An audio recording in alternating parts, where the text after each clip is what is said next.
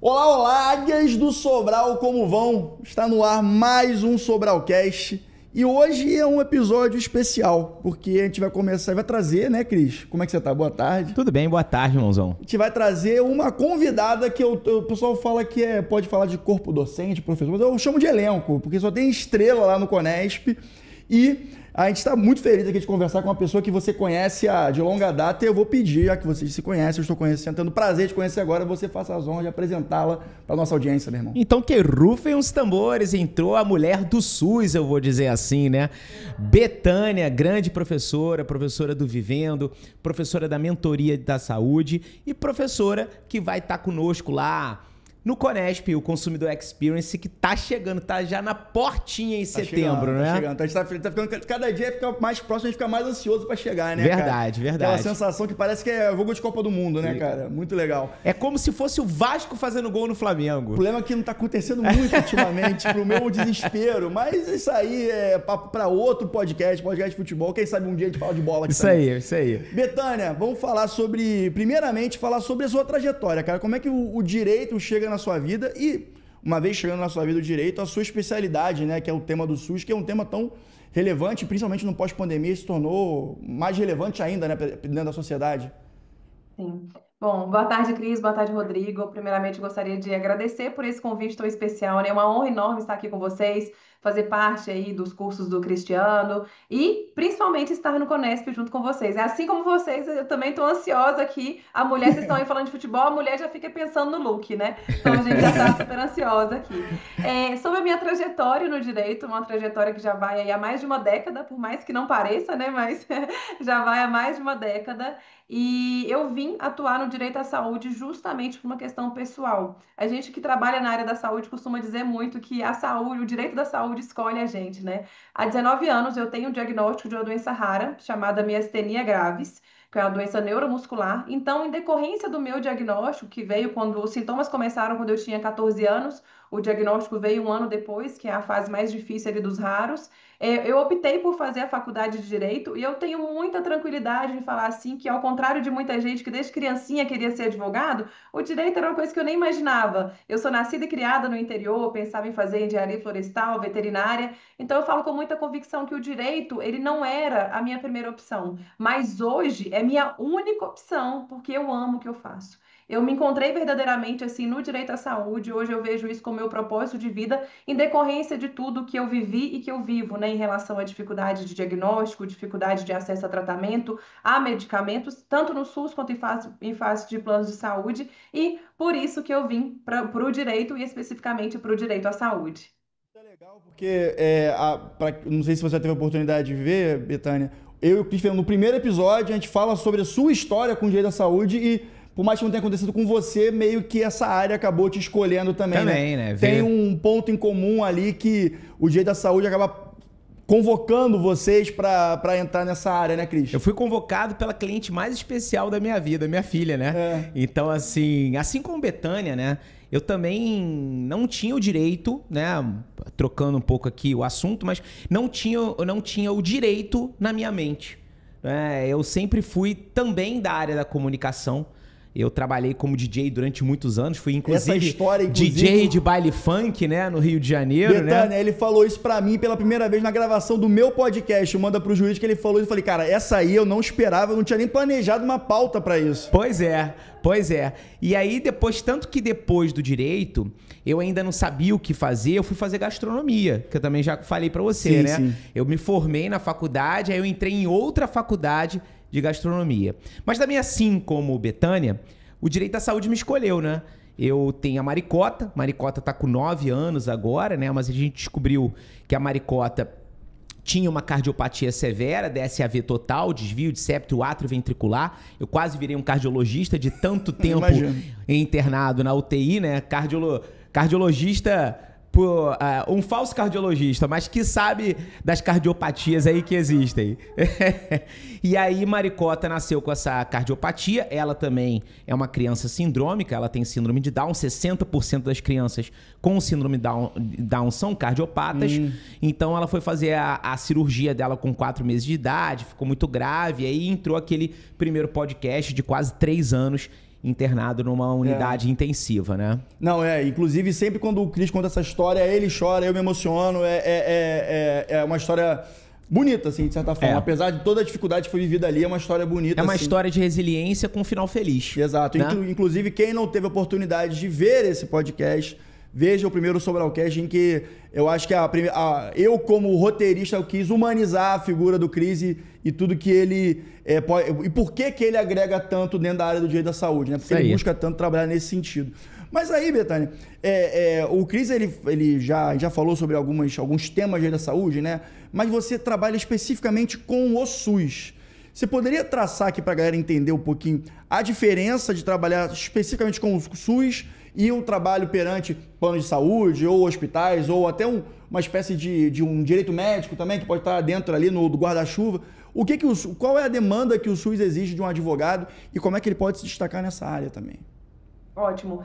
Eu lembro que quando eu decidi advogar na área do direito à saúde, e eu pensava muito em advogar para o SUS desde o início, eu pensava assim, eu não sei como que eu vou ganhar dinheiro com isso. Por quê? Muitos advogados pensam que o SUS é só para pessoa carente, só para uma pessoa que não tem condições financeiras ali, nem mesmo de custear um advogado. Só que aí aqui eu já deixo um aviso até para os advogados que atuam só com plano de saúde. Vamos ampliar essa mente. Por quê? Principalmente quando a gente está falando sobre medicamentos para pacientes com doenças raras, medicamentos oncológicos, via de regra são medicamentos de uso domiciliar. Tudo bem que para oncológico, na lei do plano de saúde fala que o plano deve fornecer também. Mas e pacientes oncológicos que não têm plano de saúde? Tem pessoas que têm condições financeiras, mas nunca pensou em fazer um plano de saúde.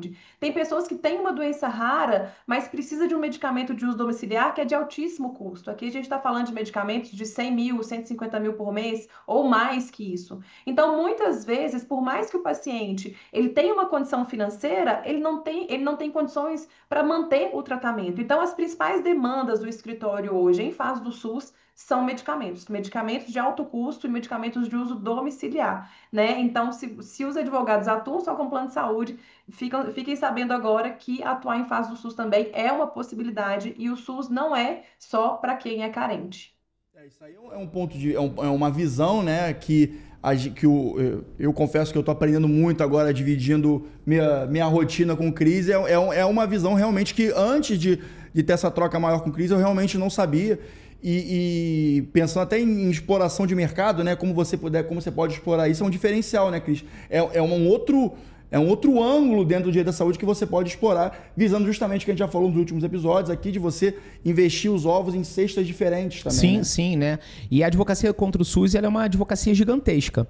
No ano passado, no ano de 2024, a gente teve muitas ações distribuídas contra o público, né? Porque quando a gente fala de saúde suplementar, a gente está falando de operadoras de plano de saúde. Perfeito. E aí a gente está falando contra o particular. A gente está falando aqui contra o público. Então tem uma demanda gigantesca. E como a Bethânia bem colocou, não é só aquela pessoa que... O termo pobre que eu vou utilizar aqui não é um termo chulo no sentido de magoar ou trazer alguma, sei lá, alguma diminuição para alguém. Mas nem todo mundo, né, tem um plano de saúde. Sim. E não significa que essa pessoa seja pobre juridicamente, vamos dizer dessa forma. Mas necessita. O SUS, ele nasceu para ser o melhor sistema do mundo.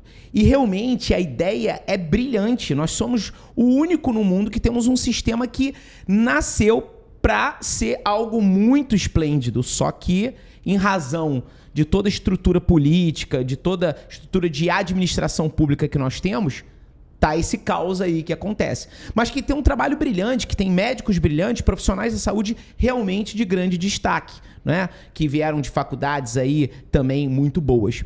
E é aquela, né? Ruim com o SUS, muito pior sem o SUS. Muito pior sem o SUS, com toda certeza. E aí, aqui falando de estratégia, né? A gente tem demandas que tem honorários iniciais para os advogados. Muita gente fala, como é que o cara vai me pagar? Primeiro, falar de honorários na advocacia é algo muito controvertido. Eu mesmo e Betânia, a gente tem pensamentos diversos nesse sentido. Mas a pessoa, ela se esforça para pagar o advogado. Ela dá um jeito, ela faz churrasco, ela faz quentinha, ela faz vaquinha, ela faz uma série de coisas para buscar esse medicamento, que é algo assim realmente inacessível. E o advogado é o super-herói do cliente desse cara. Hoje, uma diferença que nós podemos apontar, vamos dizer dessa forma, é com relação aos honorários comerciais, porque a gente teve recentemente um julgamento que foi do STJ, o tema 1313 do STJ, em que se discutiu os honorários de sucumbência em face da fazenda, contra a fazenda, né, contra o público.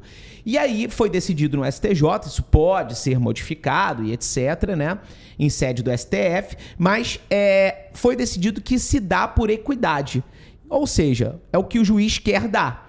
Já contra operadoras de plano de saúde, nós temos uma decisão da segunda sessão. Essa decisão do tema 1313 foi dada pela primeira sessão do STJ.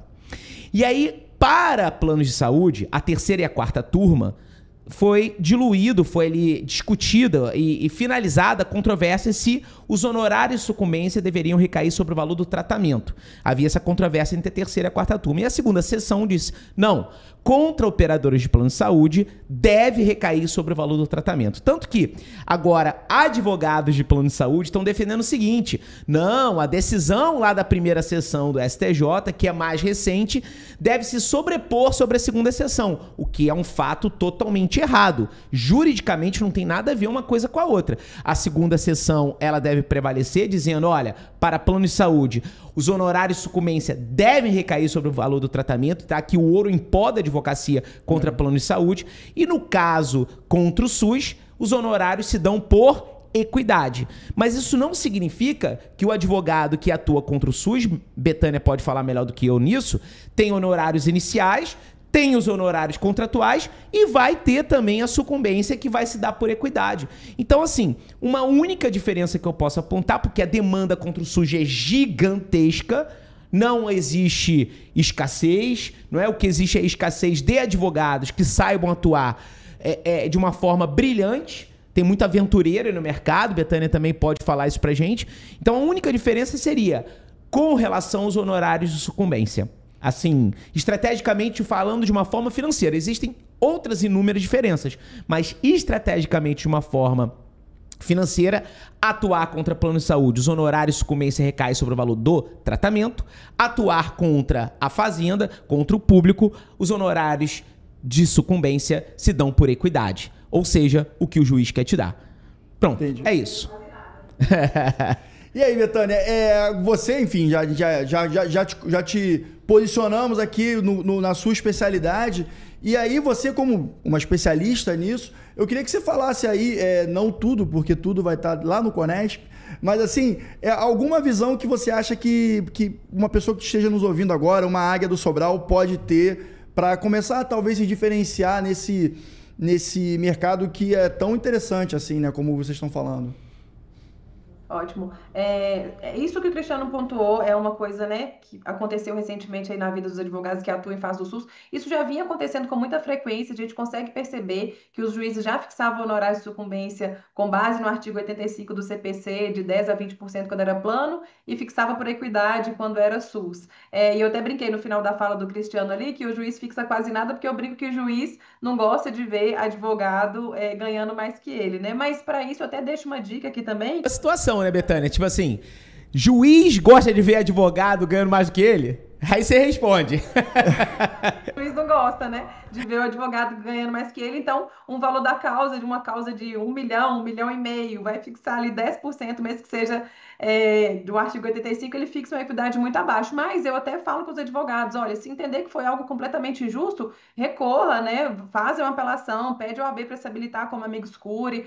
Muitas OABs seccionais, aqui em Minas mesmo, tem a comissão de aviltamento de honorários, né? Então lute também pelos seus honorários, mesmo que o juiz tenha o direito de fixar por equidade, a gente tem que continuar na briga, né, Cristiano? Porque se a gente parar, essa decisão vai ficar assim e não vai mudar. Então, vamos mobilizar o AB também para reverter isso. Mas, enfim, sobre o que o Rodrigo perguntou, uma dica que eu dou para os advogados. Eu sei que muitos águias que estão assistindo aqui provavelmente atuam já em fase de plano de saúde, mas vamos ampliar essa mente, vamos começar a produzir conteúdo, começar a ver as possibilidades de atuação na sua região ou entre a sua rede ali, rede social mesmo, por exemplo, de atuação em fase de SUS. E como que você vai fazer isso? É produzindo conteúdo, falando sobre o direito de um medicamento oncológico para um paciente que não tem plano. Coloca lá, não tem um plano de saúde, precisa de um medicamento, e agora? Então comece a se posicionar. E outra coisa, estude o tema 6 e o tema 1, 2, 3, 4 do STF. Como o Cristiano falou aqui, né? Advogar na saúde não é coisa para aventureiro.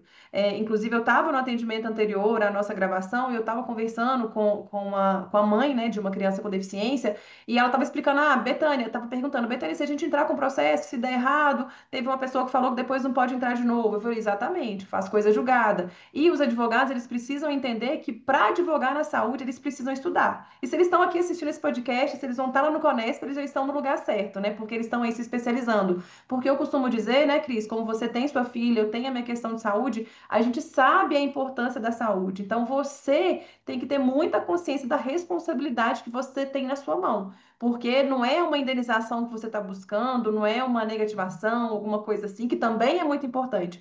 Mas na saúde, você está literalmente com a vida das pessoas nas suas mãos. Então, continuem firmes aí, junto com o Cris, junto com os cursos deles, para que vocês possam se especializar cada vez mais, possam se aprofundar. Porque, por exemplo, o tema 6 e o tema 1, 2, 3, 4, que a gente vai falar mais sobre ele no Conésp, tem muitas peculiaridades que vocês têm que estar preparados para poder rebater ali no judiciário. Responsabilidade muito grande essa questão, né, que vocês falam de lidar com vidas, independente, enfim, da situação que cada um está vivendo, né, que nasceu com ou desenvolveu durante a vida. Isso é um tema que me traz uma visão que eu acho que um dos principais gatilhos que uma pessoa especializada em direito da saúde tem que ter é o da autoridade, né, é de poder justamente provar essa pessoa, gerar um conforto na pessoa, uma qualidade de pensamento, assim, falar, não, eu tomei a decisão certa, que essa pessoa é a pessoa que vai cuidar segurança. Da minha casa. A segurança, perfeito, Cris. E isso aí, eu acho que para mim, eu penso nos gatilhos, aqui a gente pode pensar na produção de conteúdo, eu acho que a autoridade, nesse caso, é uma das principais, porque justamente vai trazer essa segurança, né, para o seu cliente. Então, saber comunicar essa segurança, isso é muito importante. O gatilho da autoridade, como a Betânia falou, ele é muito importante porque hoje a gente antecipa muito do nosso atendimento pelas redes sociais. Muitas pessoas demonizam isso, falam, rede social, blogueirinho, etc. Mas a pessoa ela já começa a criar uma conexão, aquele rapport com a pessoa que ela vê todo dia. Então, de repente, ela tem um filho com autismo, né, que é uma deficiência, não é uma doença, uma condição, mas que necessita de um medicamento, necessita de uma ciência, e aí vai procurar a Betânia. Se ele, por exemplo, ou se essa mãe, esse pai, essa família no geral, fica vendo a Betânia todos os dias, a conexão vai ficando cada vez mais forte.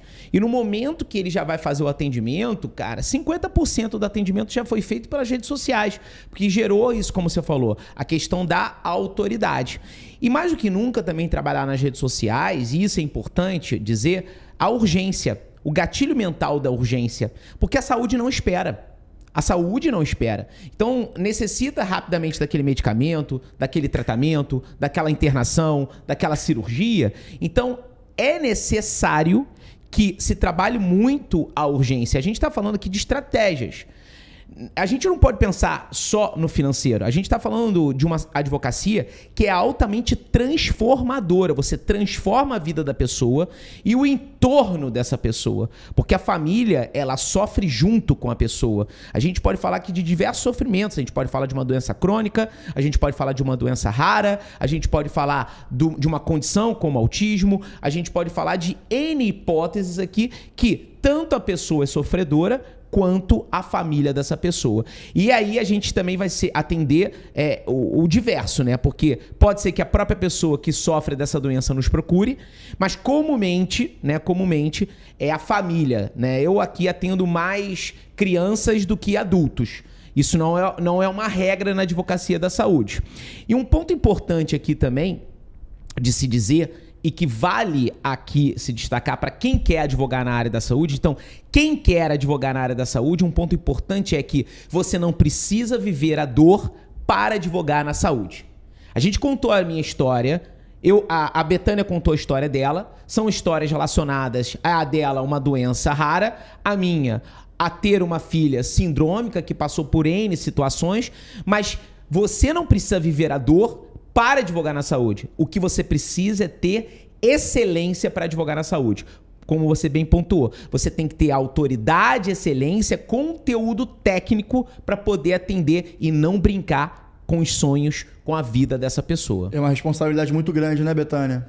Sim, sim, sem dúvida. E aí, Cris, complementando o que você falou, eu falo muito isso também, que a saúde não espera. E agora até acrescentei mais um trecho nessa minha frase, que é: a saúde não espera e a doença, infelizmente, muito menos, né? Para demonstrar ainda mais a urgência nessas causas de saúde. E tudo o que a gente falou aqui, demonstrar autoridade, ter responsabilidade, ter técnica. Como que as pessoas vão conseguir isso? Estudando, né? Buscando o que elas estão buscando aqui hoje. Porque a saúde realmente é uma coisa que demanda muito conhecimento e aprofundamento. E eu citei aqui uns exemplos de medicamento, né? Que é digamos que o maior número de ações que a gente... Te cortando aí, se você puder dar aqui vários exemplos pra gente de medicamentos de clientes, que você atende para ampliar cada vez mais a mente desse advogado que quer atuar na saúde. Eu não tô nem falando contra o SUS, mas advogar na saúde, né? Essa semana mesmo você deu um exemplo, semana passada, perdão, você deu uma aula lá na mentoria sobre a acondroplasia, que é o uso do Voxzogo aí.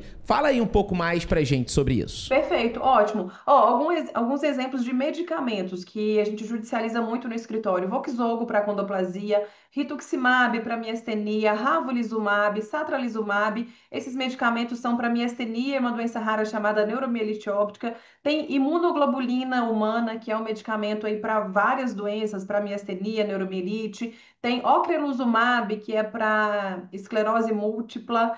Tem natalizumab, até que o plano libera, o SUS também costuma liberar. Mas são vários medicamentos. Tem canabidiol para síndrome de Dravet, para autismo. Tem vários. Tem estilipentol.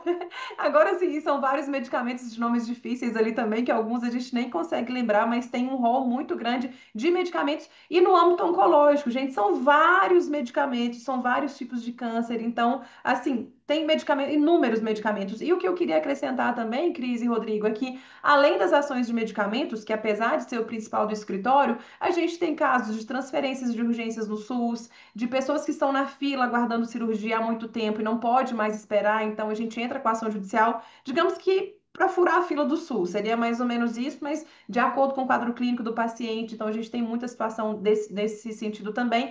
Você citou a condição de autismo. Tem terapias para autismo no SUS, porque muitas vezes não, né? O SUS só fornece as terapias que são as terapias convencionais. Então, por meio de um relatório médico demonstrando que o SUS não fornece a terapia convencional, é possível conseguir aí as terapias particulares. Então, tem um leque muito grande. Tem home care no SUS, tá? Eu dei o exemplo de medicamentos no início, que é a maior parte da nossa atuação, mas existe um leque muito grande de atuação em face do SUS aí relacionado ao direito à saúde.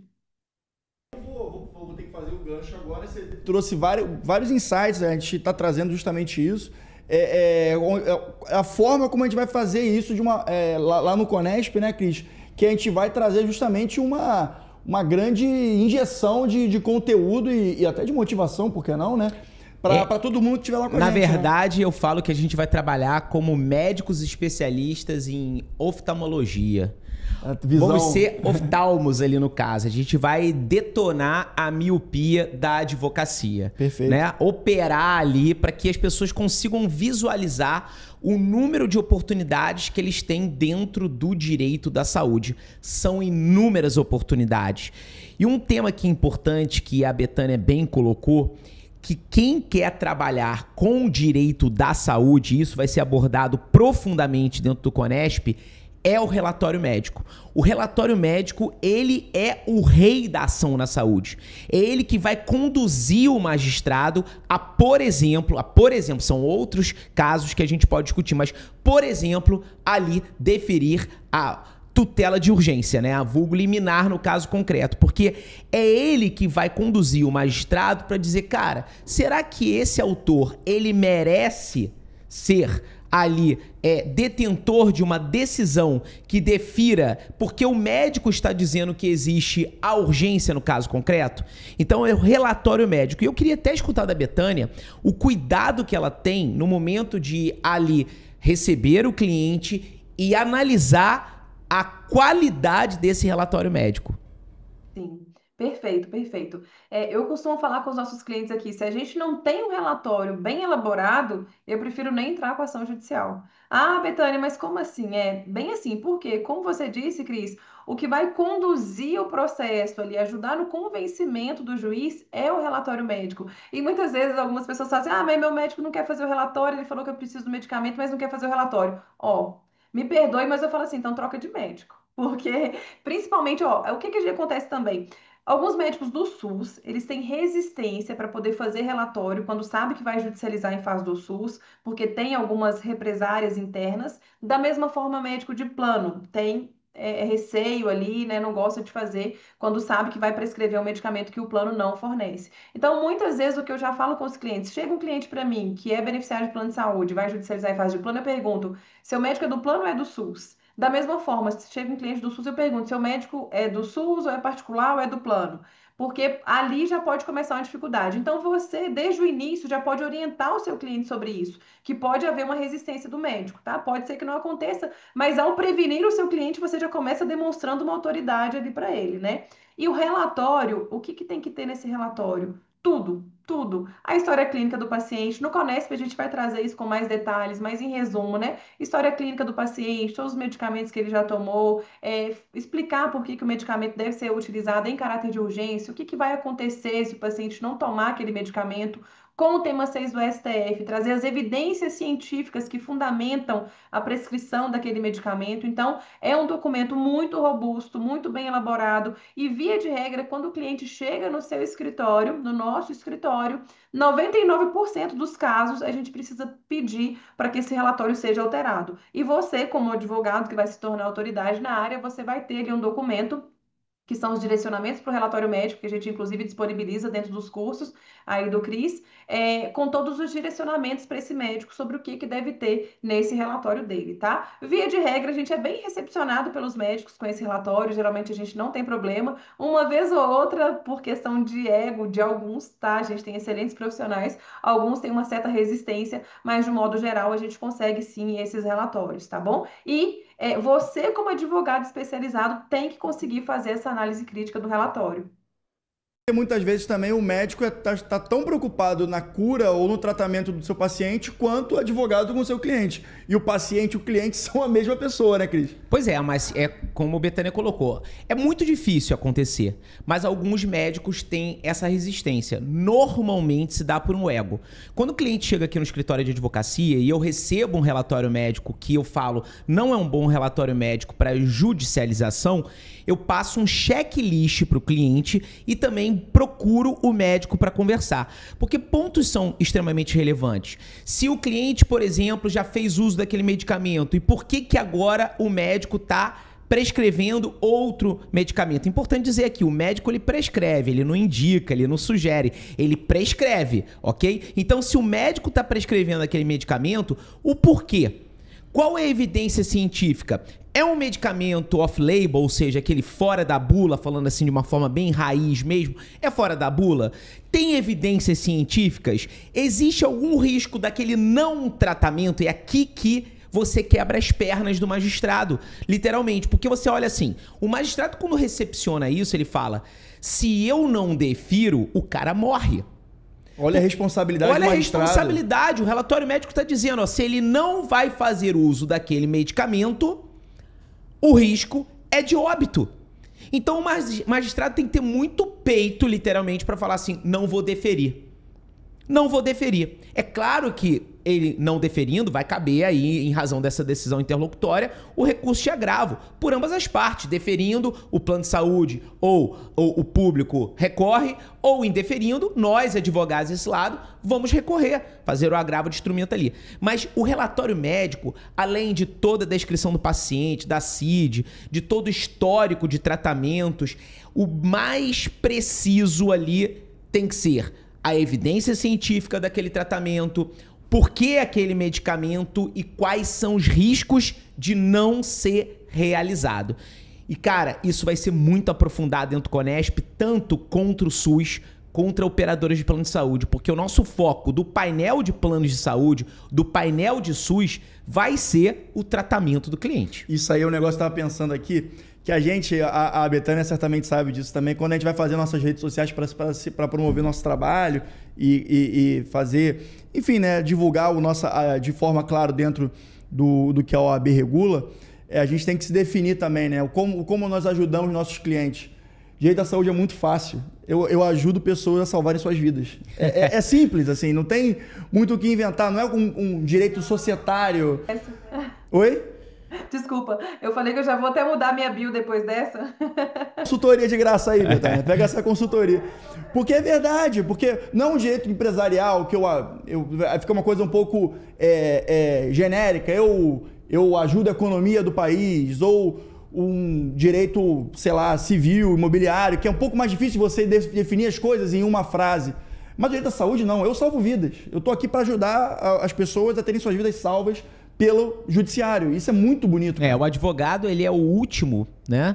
Quando o plano de saúde nega, quando o público nega, é o advogado que é o super-herói do cliente. E no direito à saúde isso é muito claro.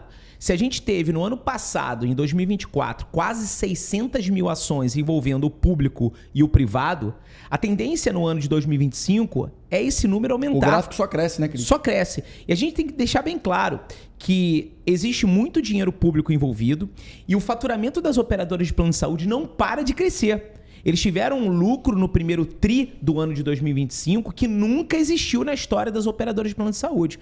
Então, quando a operadora de plano de saúde vem falando que o cliente está quebrando a economia do contrato, a função social e econômica do contrato, cara, é juntar ali o faturamento, que isso é público, e não se discute mais. Então, assim, é um direito que realmente, altamente rentável. O direito da saúde é altamente rentável. Mas 2 pilares são fundamentais. A transformação, porque você transforma a vida, e salva vidas. Então, assim, você transforma e salva. Nem sempre você vai conseguir a cura, se houver cura, porque para muitas situações você não tem cura. Você consegue levar a vida da pessoa com a maior dignidade do mundo, uma pessoa com deficiência, etc. Muitas situações não tem cura, né? É uma ignorância, pessoas falando, mas quantas vezes eu escutei como pai, né, de uma criança sindrômica que tem a síndrome e também tem uma condição que a Maria, além de Down, é autista, né? A pessoa falar assim pra mim, mas não tem cura? Né? São situações que pais escutam muito. Pais de pessoas com deficiência. A frase que mais se escuta é: nossa, Deus só dá filhos dessa forma para pais que são verdadeiramente guerreiros. E eu já até falei para isso, já virei para Deus e falei: Deus, eu não sou Rambo não, meu irmão, porque eu não gosto de romantizar, né? Nenhuma pessoa nasceu para ser pai de uma pessoa com deficiência, com uma doença rara, com uma doença crônica, porque é pesado. É Sim. pesado. A gente está falando de situações N hipóteses, autismo suporte 3, que é pesadíssimo. A condição, os pais param a vida para cuidar daquela pessoa. Então, a partir do momento que ela contrata um advogado, nós estamos à extensão dessa família. É a pessoa que te liga toda hora: doutor, o plano de saúde não entregou o medicamento, está negando a terapia, e você tem que peticionar de novo no processo, dizendo que está sendo ali descumprida a tutela de urgência, e por aí vai, sabe? Então, assim, nós somos ali os protetores do cliente. As pessoas têm o hábito no Brasil de só procurar os advogados quando a bomba explode, literalmente, Sim. né? Quando a merda acontece. Mas na área da saúde, sabe? Eu falo, cara, eu tenho vários filhos aqui no escritório. Eu tenho filhos grandes, filhos médios e filhos pequenos. A grande maioria são filhos pequenos. Semana passada eu perdi uma criança e eu fico assim absurdamente abalado. E quando você perde uma pessoa, né, é algo assim realmente revoltante, principalmente por uma situação de negativa de plano de saúde ou demora do judiciário porque não deu aquela tutela de urgência. Aqui, o deputado, eu tenho já falei contigo, né, que tem um projeto de lei chamado José Janailson que veio de um cliente meu que o magistrado ali queria saber se o cliente tinha condições ou não de pagar as custas. E o relatório médico dizendo, ele precisa tomar o medicamento, cara. Senão ele vai morrer. E ele morreu. Eu não tô dizendo que ele tinha cura, mas a gente perdeu a chance de uma cura. Entendeu? Sim. Então, assim, é uma discussão enorme, é um direito lindo. Eu sou apaixonado pelo direito à saúde, eu sou apaixonado pelo direito do consumidor no geral, mas o direito à saúde, ele mexe muito, né, com a nossa situação. Eu sei que lá no direito bancário, você também tem situações como superendividamento, que você salva a vida mental da pessoa e a vida financeira da pessoa, mas o direito à saúde, ele é muito nobre, ele é muito caro, não é? Então, assim, eu sou fã de pessoas que advogam na área da saúde, porque eu sou fã dessa mulher aí que arrebenta na área da saúde, né, e ajuda diversas pessoas, não só as pessoas que são clientes delas, mas advogados que são alunos dela hoje e que com certeza, através do medicamento dela, é um medicamento, não deixa de ser, um medicamento do conhecimento, né, conseguem aí ajudar outras pessoas. Então é aquele sistema do dominó, né, você vai transformando ali aquele decorrer, aquele caminho da pessoa, você vira um GPS de outros advogados. Exato. Né? E aí, Betânia, para fechar, claro que a gente já falou aqui de forma esparsa aqui no nosso conteúdo, o que você vai falar, vai trazer lá exatamente dentro do SUS, mas tenta resumir aí em 2 minutinhos, assim, pra gente botar nos nossos cortes aqui o conteúdo que você vai trazer.